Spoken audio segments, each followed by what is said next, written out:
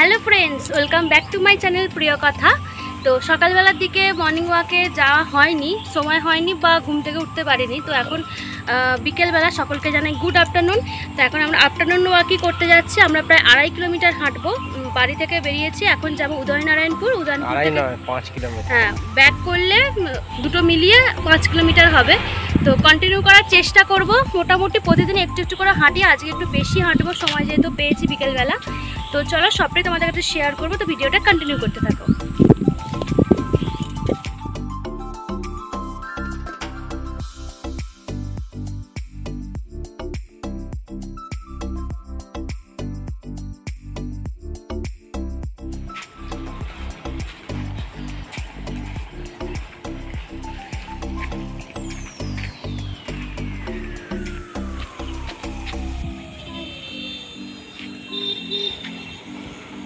হাঁটতে হাঁটতে ম্যাডাম এখন ক্লান্ত হয়ে বসে পড়েছে।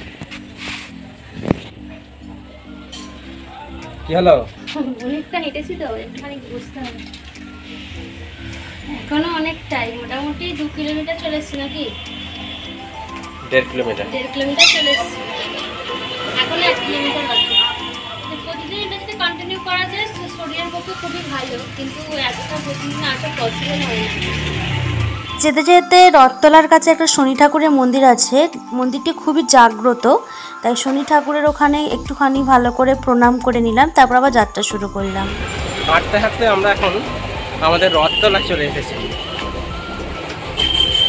ম্যাডাম অনেকটা পেছনে পড়ে গেছে, আসুক একসাথে। এই যে রথ এখন পুরোটাই আচ্ছাদন করা রয়েছে।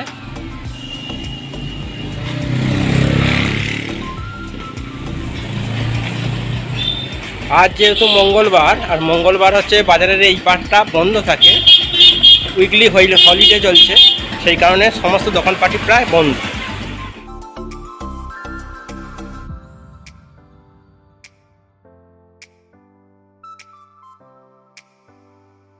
আমাদের বাস স্ট্যান্ডে পৌঁছানোর আগেই দেখলাম সুন্দর আনারস বিক্রি হচ্ছে, তাই সেগুলো নেয়ার জন্য আমরা কিছুটা দাঁড়িয়ে গেছিলাম, যে ফেরার পথে হয়তো নেব, তাই দামগুলো জিজ্ঞাসা করছিলাম। হাঁটতে হাঁটতে আমরা বেশ কিছুটা কিন্তু চলে এসেছি। আমরা এখন চলে এসেছি বাস স্ট্যান্ডে। এখান থেকে আমরা যাচ্ছি ব্রিজে।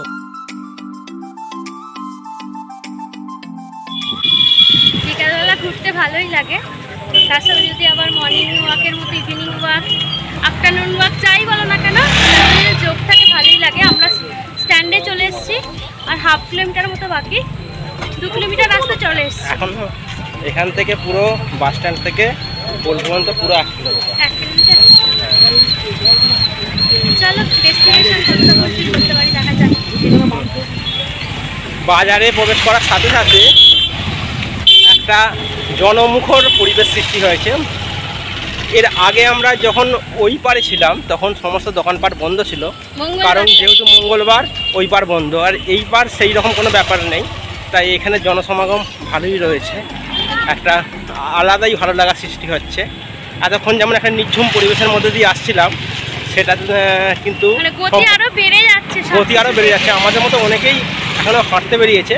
আর যেহেতু উদয়নারায়ণপুরে একটা মুখ্য পর্যটন কেন্দ্র হয়ে উঠেছে আমাদের পোল বা ব্রিজ, দামোদরের ব্রিজ, সেই উদ্দেশ্যে সকলেই গাড়ি এবং অনেকেই পদযাত্রা করে সেইখানে কিন্তু সন্ধ্যের টাইমটা কাটানোর জন্য অনেকেই উপস্থিত।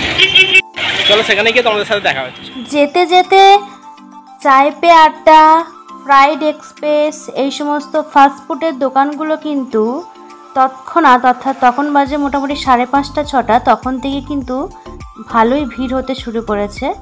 আর আমরা তারপর ব্রিজের দিকে আস্তে আস্তে করে রওনা দিয়েছিলাম।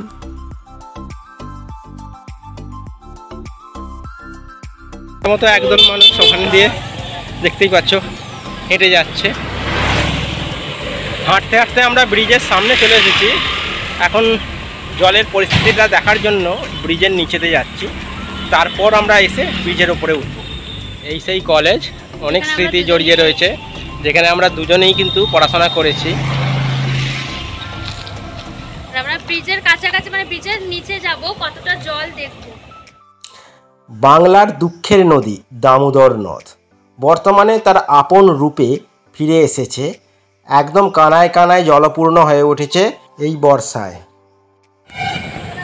আমরা এখন আছি দামোদরের একদম পাড়ে। জল অনেকটাই কমেছে। গতকাল 9টার সময় 45,000 জল ছেড়েছিল, সেই তুলনায় জলটা অনেকটাই ক্লিয়ার হয়ে যাচ্ছে। আগে অনেকটা জলের লেভেল হাই ছিল। তোমাদেরকে স্কেলটা দেখাই জল।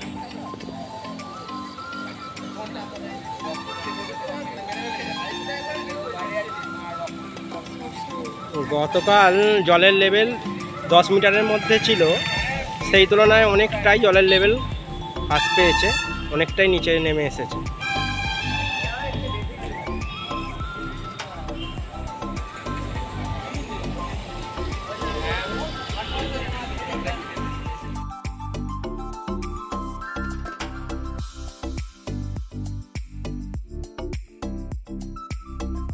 অবশেষে আমরা আমাদের টার্গেট ফুলফিল করতে পেরেছি। ব্রিজে চলে এসেছি, তারপর কিছুটা রেস্ট করে আবার ব্যাক করব।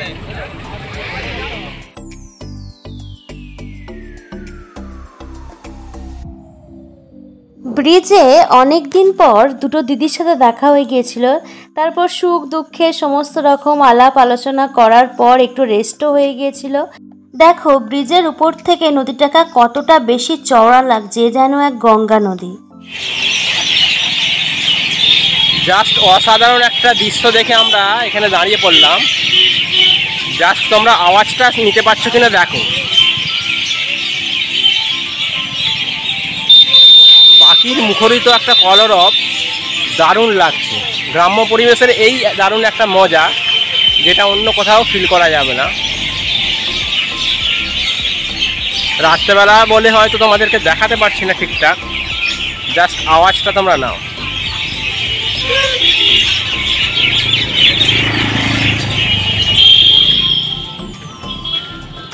সেই সূর্যালোকে বেরিয়ে এখন রাত্রি হয়ে গেছে, সকালবেলা বাড়ি পৌঁছাবো। অ্যাকচুয়ালি এটা আমি একটু চ্যালেঞ্জ হিসাবে নিয়েছিলাম যে একদিন এইভাবে গিয়ে দেখা যাক কতটা পারি। আর একবারও করেছিলাম, কিন্তু এবার একটু বেশি চ্যালেঞ্জটা অ্যাকসেপ্ট করেছিলাম। এতটা বেশি গরম লাগছিল, তখন মনে হচ্ছিল ঠান্ডা না খেলে একদমই হবে না। অত ঠান্ডাটা না খেলেই ভালো হতো, অর্থাৎ অ্যাভয়েড করলেই হয়তো ভালো হতো, কিন্তু একদমই পারা যাচ্ছিল না। সেই জন্য দুটো আইসক্রিম নিয়ে নিয়েছিলাম এবং তৃপ্তি ভরে খেয়েছিলাম, যেন মনে হয়েছিল যে শরীরটা ঠান্ডা হলো। মাঝে মাঝে এই খামখেয়ালিগুলো করতে খুবই ভালো লাগে। মনে হয় কি এরকম মাঝে মাঝে খামখেয়ালি করলেও মনের দিক থেকে অনেকটা হালকা থাকা যায়। প্রায় 8টা বেজে গেছে, এতটাও লেট হবে ভাবতে পারিনি। তোমরা অবশ্যই জানিও আমাদের এই ভিডিওটা তোমাদের কেমন লেগেছে, আর তোমরা মর্নিং ওয়াকে কত কিলোমিটার করে হাঁটো সেটাও জানিও। তো আজকের ভিডিও এখান পর্যন্তই। ভিডিওটি ভালো লাগলে লাইক কমেন্ট শেয়ার করে পাশে থেকে টাটা।